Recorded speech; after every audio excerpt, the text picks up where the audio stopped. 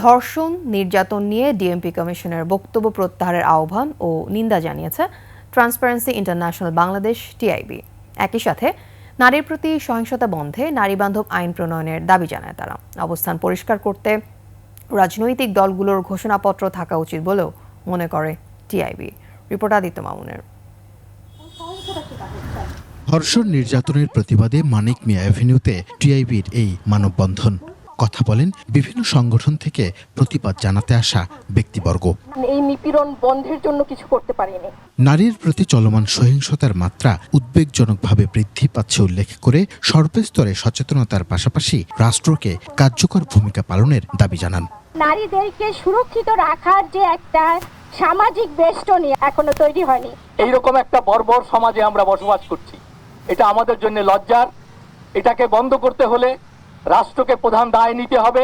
নারীর প্রতি বিদ্বেষ ছড়িয়ে দেওয়ার নেপথ্য কারণ অনুসন্ধানের কথাও উঠে আসে মানববন্ধন থেকে। এখন পর্যন্ত আসলে আমরা সেই সমতার জায়গাটা কিছুই পাই। অভিযুক্ত ব্যক্তি কিভাবে জামিনে ছাড়া পায়, এটা হচ্ছে আমার এবং আমাদের সবার প্রশ্ন। মানববন্ধনে যোগ দিয়ে টিআইবির নির্বাহী পরিচালক পুলিশের ভূমিকার সমালোচনা করেন। দ্রুততম সময়ে নারী বান্ধব আইন প্রণয়নের দাবি তার। পুলিশের একজন ঊর্ধ্বতন কর্মকর্তা যখন বলে ধর্ষণ শব্দটা ব্যবহার না করার জন্য, তখন আমাদের অবাক হতে হয়। আমাদের তাদের প্রতি, তাদের এই অবস্থানের প্রতি ঘৃণা প্রকাশ করতে হয়।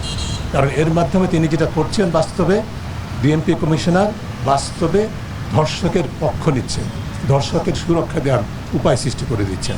যে কোনো অবস্থায় গ্রহণযোগ্য হতে পারে না। তার এই বক্তব্য প্রত্যাহার করা উচিত। সানবিট সব দিবে সামাল। সানবিট ম্যাজিক প্রেস ডিশওয়াশিং এর মাথা ঘোরানো সলিউশন। নারীর প্রতি রাজনৈতিক ও ধর্মভিত্তিক দলগুলোকে নিজেদের অবস্থান তুলে ধরতে আয়নার সামনে দাঁড়ানোর পরামর্শ দেন ইফতেখারুজ্জামান।